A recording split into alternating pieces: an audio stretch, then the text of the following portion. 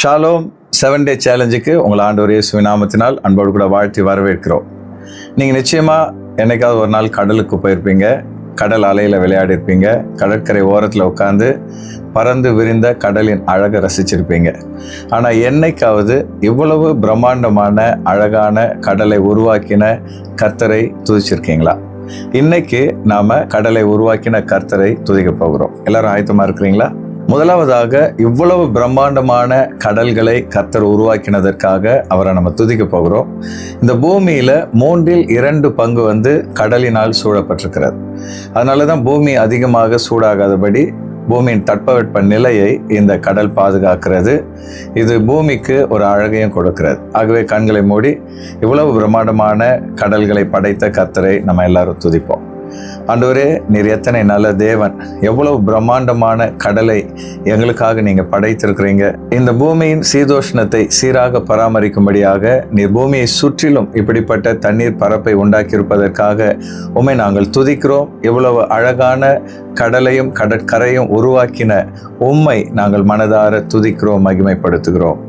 இரண்டாவதாக, நாம சுவாசிக்கிற பெரும்பான்மையான ஆக்சிஜனை கடல் தான் வழங்குதுன்னு சொல்லி உங்களுக்கு தெரியுமா?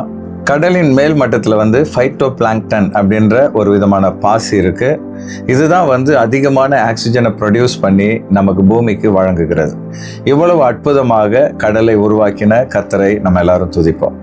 ஆண்டவரே, மனிதர்கள் உயிர் வாழ தேவையான பெரும்பான்மையான ஆக்சிஜனை கடல் உற்பத்தி செய்வதற்காக உம்மை நாங்கள் துதிக்கிறோம்.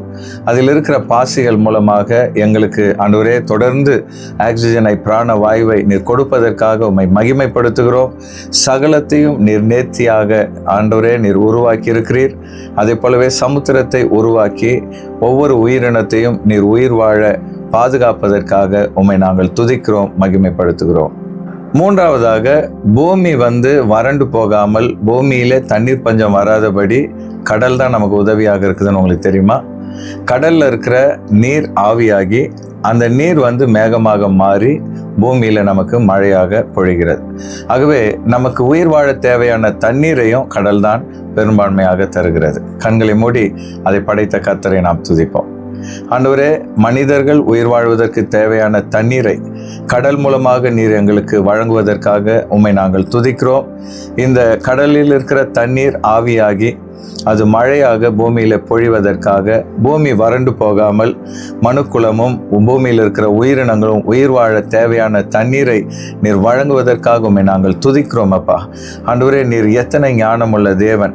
மனதார உம்மை துதிக்கிறோம், புகழ்கிறோம், மகிமைப்படுத்துகிறோம். நாலாவதாக, கடலில் ஆண்டவர் படைத்திருக்கிற உயிரினங்களுக்காக அவரை நாம் துதிக்கலாம். மில்லியன் கணக்கான உயிரினங்களை கடல் ஆண்டவர் படைச்சிருக்கிறாராம். கடலின் ஆழத்தில் இருக்கிற நிறைய உயிரினங்களை இதுவரைக்கும் மனிதர்கள் கண்டுபிடிக்கவே இல்லை. அது மாத்திரமல்ல, சிறிய மீனிலிருந்து பிரம்மாண்டமான திமிங்கலம் வரை ஆண்டவர் பலவிதமான உயிரினங்களை கடலில் படைத்திருக்கிறார்.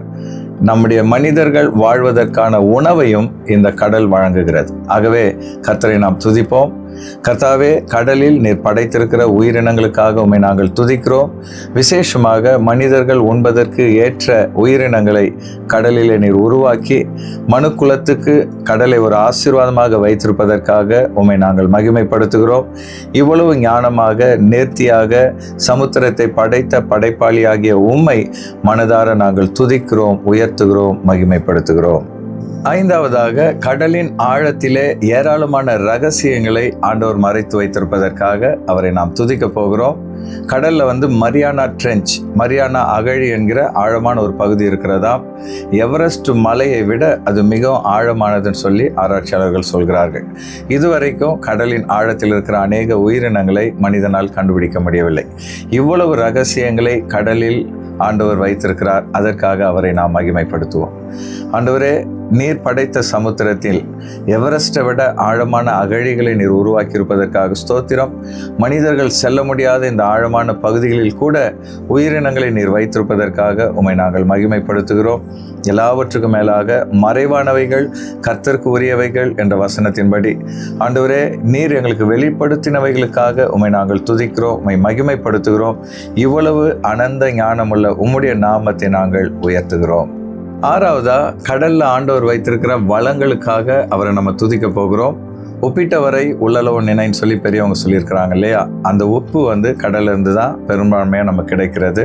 அது மாத்திரமல்ல, கடலில் கிடைக்கிற கடல் பாசியை வைத்து விட்டமின் தயாரிக்கப்படுகிறது, ஷாம்பு தயாரிக்கப்படுகிறது, பலவிதமான மனிதனுக்கு உபயோகமான பொருட்கள் கிடைக்கிறது. எல்லாவற்றுக்கும் மேலாக நாம் சாப்பிடுகிற ருசியான மீன்கள் கடல்ல இருந்து தான் நமக்கு கிடைக்கிறது.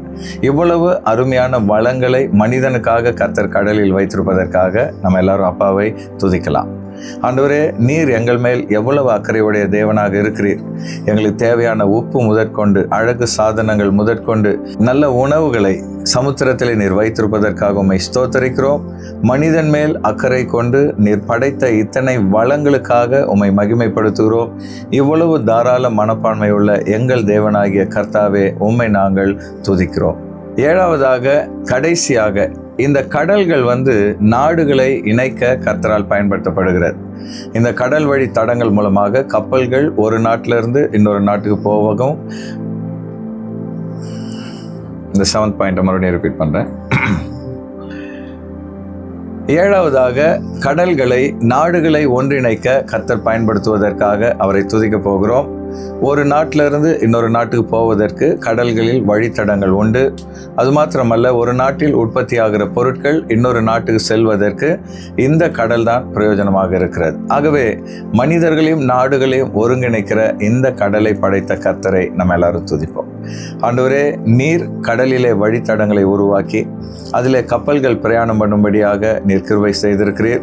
இந்த கப்பல்கள் ஒரு நாட்டிலிருந்து இன்னொரு நாட்டுக்கு மனிதர்களை கொண்டு செல்வது மாத்திரமல்ல, ஒவ்வொரு மனிதனுக்கும் தேவையான பொருட்களை ஏற்றுமதி இறக்குமதி செய்வதற்கும் இந்த கப்பல் ஆண்டவரே பிரயாணம் பண்ணுவதற்கு இந்த சமுத்திரத்தை நீர் படைத்திருப்பதற்காக உம்மை மகிமைப்படுத்துகிறோம். நீர் எங்கள் மேல் அக்கறை கொண்டு மனிதர்களை ஒருங்கிணைக்க இப்படிப்பட்ட சமுத்திரத்தை உருவாக்கி இருப்பதற்காக உம்மை துதிக்கிறோம். அதே போல பூமியில் இருக்கிற அனைத்து மக்களும் ஒருவரை ஒருவர் நேசிக்க, சபைகளுக்குள் ஒரு ஐக்கியம், ஒரு மனம், ஒற்றுமை உண்டாக நீர் கிருபை செய்ய போவதற்காக உம்மை துதிக்கிறோம். நீர் செய்த எல்லா நன்மைக்காக, உள்ளத்தின் ஆழத்திலிருந்து நீர் படைத்த சமுத்திரத்துக்காக உம்மை துதிக்கிறோம், மகிமைப்படுத்துகிறோம், உயர்த்துகிறோம் தகப்பனே. அடுத்த முறை நீங்கள் பீச்சுக்கு போகும்பொழுது இன்றைக்கி சொல்லப்பட்ட குறிப்புகளில் ஏதாவது ஒன்று நிச்சயமாக உங்கள் மனசில் வரும். அப்படி வரும்பொழுது அந்த கடலை உருவாக்கின ஆண்டவரை நீங்கள் துதியுங்க, அவரை மகிமைப்படுத்துங்க.